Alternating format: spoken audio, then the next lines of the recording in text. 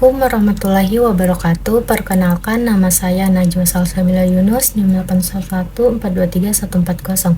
Video kali ini saya akan membahas 7 kasus kecelakaan kerja dari sudut pandang ketiga, keselamatan dan kesehatan kerja. Saya akan menganalisis hasil investigasi awal, identifikasi hasil bahaya, aturan hukum yang dilarang, dan pihak yang bertanggung jawab, sanksi hingga upaya pengendalian yang seharusnya dilakukan. Jadi kasus pertama ada ledakan boiler di pabrik kelapa sawit. Jadi investigasi awal, ledakan terjadi karena tekanan boiler sering melebihi batas normal dan katup pengaman rusak. Manajemen tetap melaksanakan produksi demi target ekspor meski kondisi alat tidak layak.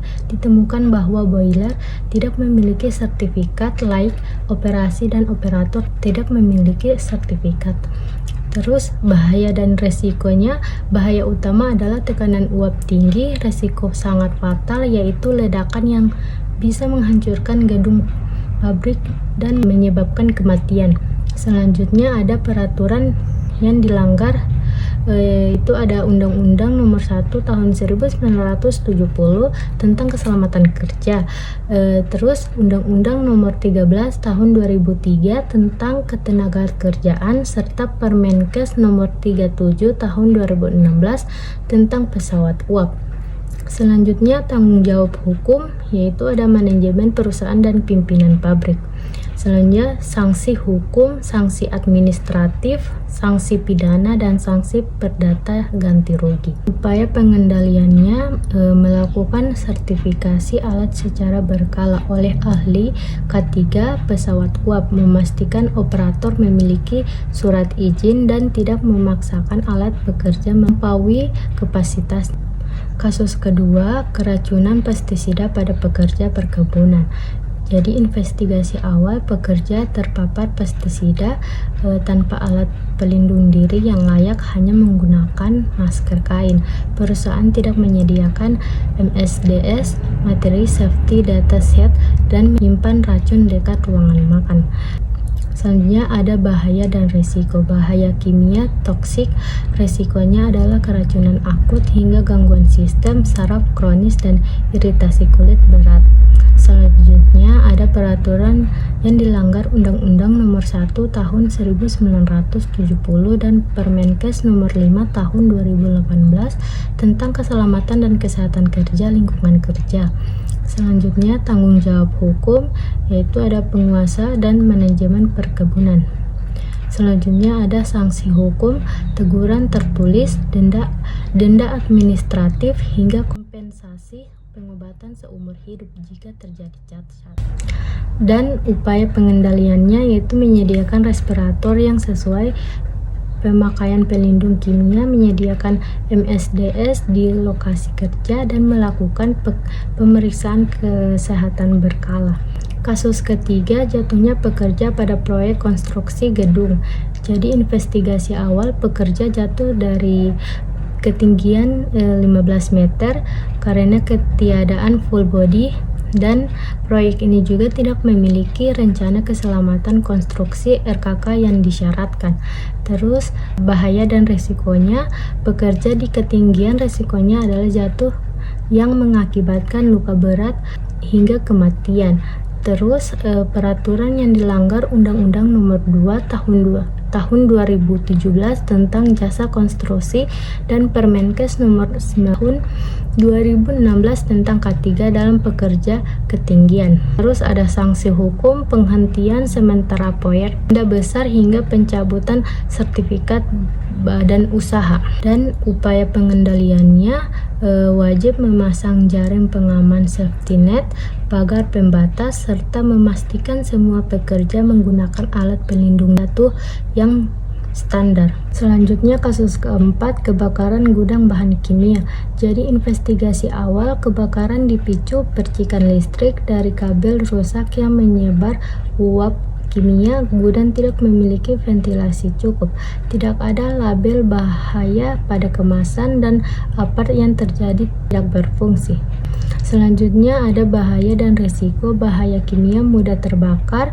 Resikonya adalah kebakaran massal, ledakan, dan pencemaran udara beracun.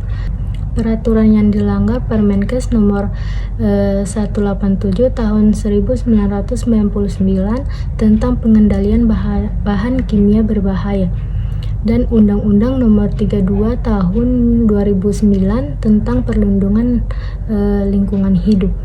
Selanjutnya tanggung jawab hukum, yaitu ada pimpinan perusahaan atau pengolahan gudang, terus sanksi hukum, ganti rugi, kerusakan lingkungan, dan sanksi pidana karena kelalaian yang membahayakan nyawa orang banyak. Terus upaya pengendaliannya: memperbaiki sistem instalasi listrik serta rutin melakukan pelabelan bahan kimia sesuai standar GHS dan memastikan ketersediaan sistem pemadaman otomatis. Selanjutnya, kasus kelima, paparan debu silikan pada pekerja tambang. Jadi investigasi awal, pekerja di area penghancuran batu penghirup debu silika tanpa masker. Perusahaan tidak melakukan pengukuran kualitas udara dan mengabaikan keluhan kesehatan pekerja. Terus bahaya dan resikonya: debu silika kristalin, resikonya adalah penyakit silikosis, paru-paru membatu yang tidak bisa disembuhkan. Terus peraturan yang dilanggar: Undang-Undang nomor 3 tahun 2020 tentang minerba dan Permenker nomor 5 tahun 2018 terkait nilai ambang batas faktor fisika dan kimia. Terus tanggung jawab hukum manajemen PT Bumi Mineral Sejahtera. Sanksi hukum, ada kewajiban pembiayaan pengobatan hingga santunan cacat atau kematian sesuai aturan BPJS Ketenagakerjaan. Dan upaya pengendaliannya, memasang sistem penyemprotan air untuk pemadam debu, menyiapkan respirator N95 atau yang lebih tinggi, dan rotasi kerja. Kasus keenam, kecelakaan forklift di gudang logistik.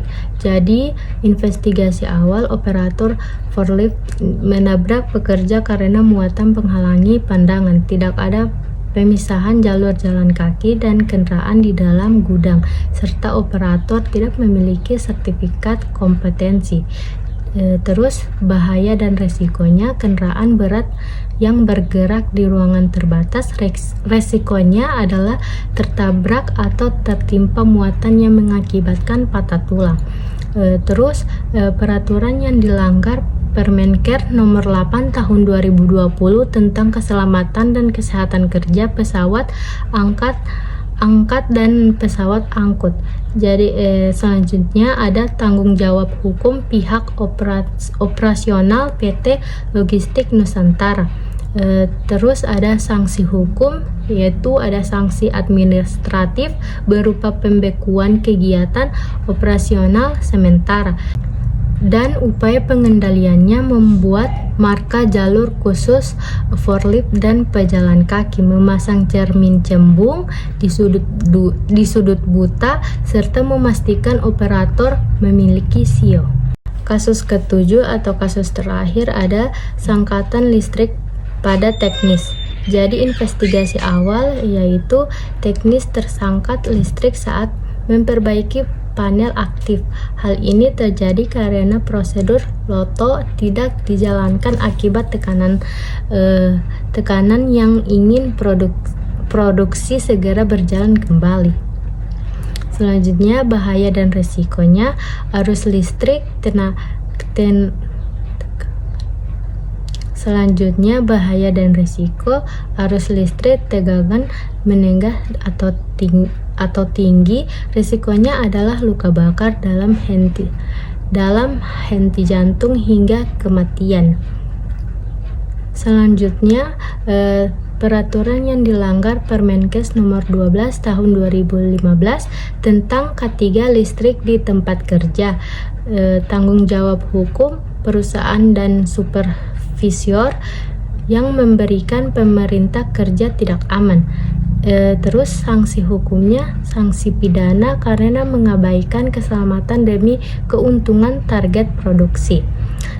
Dan upaya pengendaliannya, upaya penerapan sistem loto secara ketat, menyediakan alat ukur tegangan float tester dan memastikan teknis menggunakan APD isolis listrik.